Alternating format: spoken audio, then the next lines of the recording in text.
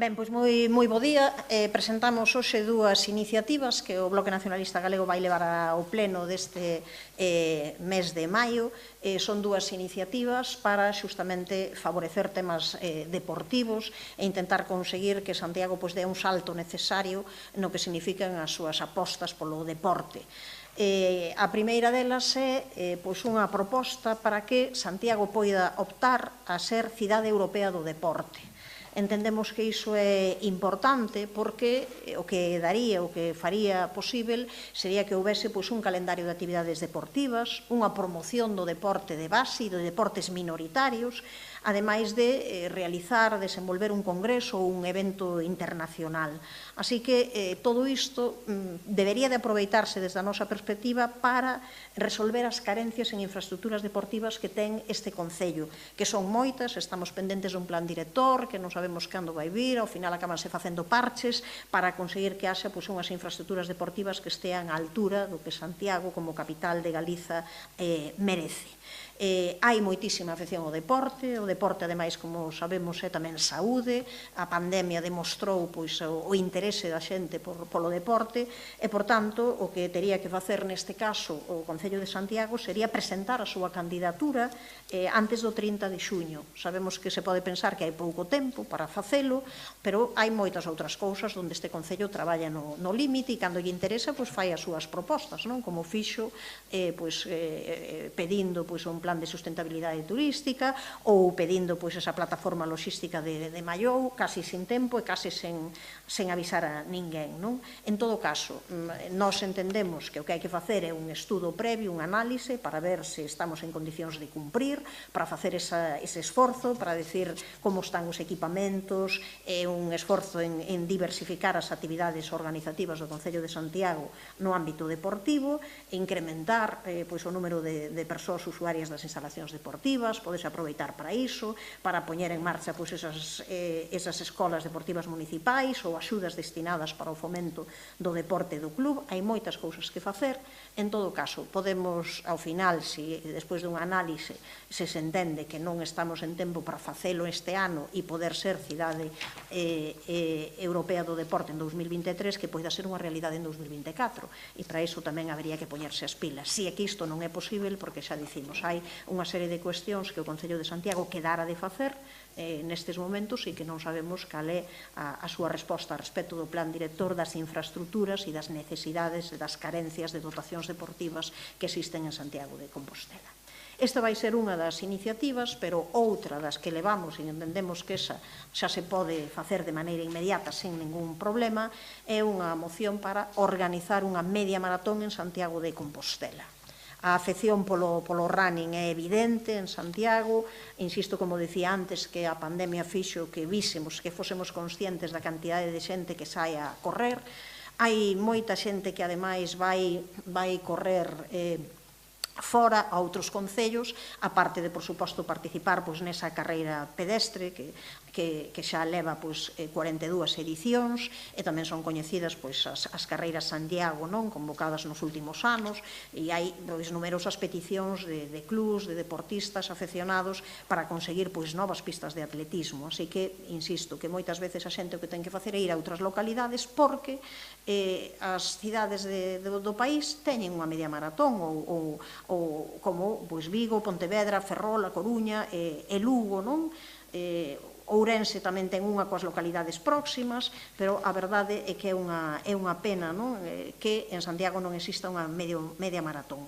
O que podíamos lembrar que si houve dúas edicións de media maratón nos anos 2014 e 2015, con inicio no Concello do Pino e final en Santiago, pero foron probas non homologadas. E, por tanto, o que nós temos que facer é intentar que sí que o sexan. A promoción das cidades patrimonio da humanidade fanse moitas veces mediante carreiras, pero mentres outras cidades como Córdoba, Cáceres ou Tarragona teñen unha media maratón, Santiago faino coa carreira nocturna de 10 km. Así que nós entendemos que sería unha boa opción ir a esta organización da media maratón. o percorrido poderíase falar cos clubes, coas asociacións, coa xente interesada no propio Concello, podía pasar por zonas como o Sar, ou a Carballeira do Banquete de Conxo, os roteiros do Sarela, por tramos do rural e do Camiño. Bueno, a verdade é que tería tamén a súa importancia porque pode favorecer que se coñezan, que se difundan patrimonialmente lugares, localizacións ben significativas no noso territorio en xeral. E, por tanto, xa digo que nesta moción o que pedimos é que o Concello de Santiago organice en colaboración cos clubs deportivos da cidade unha media maratón para fomentar a práctica desta modalidade e atraer profesionais e as persoas afeccionadas neste ámbito. Así que estas son as dúas iniciativas a respecto do ámbito deportivo que imos levar a este mes de maio. Estamos na época de bo tempo, en época tamén de facer moito máis deporte ao aire libre. Entendemos que este é un bon momento para pensar e repensar as actividades de Santiago de Compostela, organizar esta media maratón e traballar na posibilidade de optar o Concello de Santiago ao título de Cidade Europea de Deporte. Se pode ser para 2023, magnífico, e se non pode ser, que iso sexa unha realidade para o ano 2024.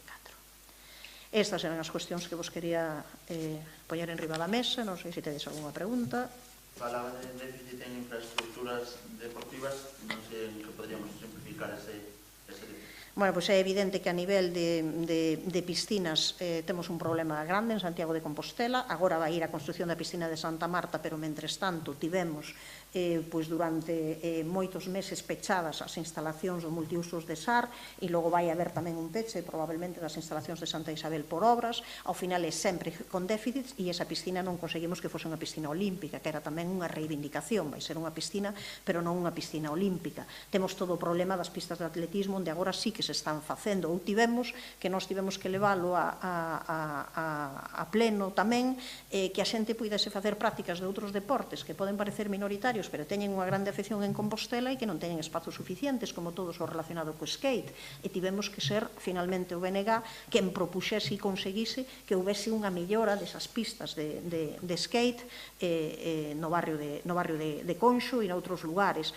Así que, ou todo o que se refire á cidade da raqueta, un compromiso que estaba en riba da mesa, un compromiso que se ia realizar e que está sen realizar, e un lugar onde se ten que xogar mesmo tenis de mesa, eu creo que todo o mundo sabe que non é o espazo mellor nin o espazo máis acaído, un espazo moi reducido, moi pequeno, moi pechado, que na etapa toda da pandemia tiña problemas evidentes. Entón, conseguir que sexa cidade da raqueta, conseguir que haxa máis instalacións deportivas a nivel de piscinas. Nós falamos nalgún momento que se poderían mesmo utilizar as instalacións deportivas tamén que ten a Universidade de Santiago e conseguir que esas puidesen estenderse, puidesen terse por todo o territorio. Entón, insisto, hai moitos lugares, e hai un tema tamén relacionado con que as infraestructuras, as dotacións e os pabillóns deben estar cunha organización mellor, porque hai veces hai xente que non ten espazos para ir a adestrar, non ten eses espazos o asociacionismo para poder optar a eles, e por iso habería que abrir tamén zonas deportivas dos centros de ensino, zonas deportivas da propia universidade ou conxunto da sociedade. Sobre outro tema, agora mesmo vai a Javier Fernández presentar esa memoria das intervencións que se fixeron durante o ano, pois se demostrouse crítica a esa publicación, parece que non lle fixeron caso. Da memoria das actividades que fixeron durante das obras. A ver, é evidente que facer unha memoria é facer pura propaganda. Eu creo que moitas veces o único que sabe facer este grupo de goberno é facer propaganda a respecto de cuestións que logo que sabe a xente é o mal que funcionan.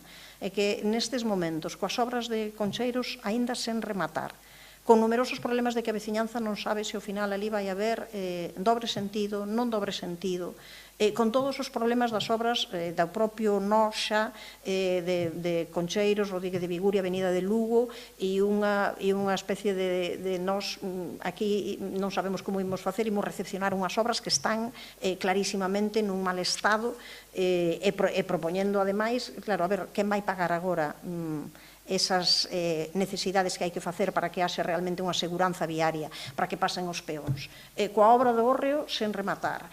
A verdade é que presumir diso é unha cousa que é demencial. Non entendemos neste caso como o concelleiro de obras aínda continúa coa idea de pensar que pode presumir de que este foi o ano das obras en Santiago, foi o ano do caos, foi o ano do desastre, foi o ano dunhas obras mal planificadas, mal xestionadas, e unhas obras que, en xeral, a veciñanza o que di é que moita visita, moito paseo, máis poucas solucións. Así que, cando se tripa a cidade, cando se tripan os barrios, que está ben, pasear e camiñar por eles, pero cando és parte do goberno local hai que ir con solucións debaixo do brazo e non con problemas.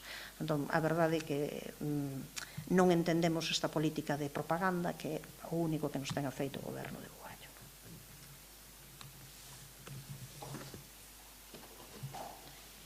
Se non hai máis cuestións, moi ben, pois, moitas.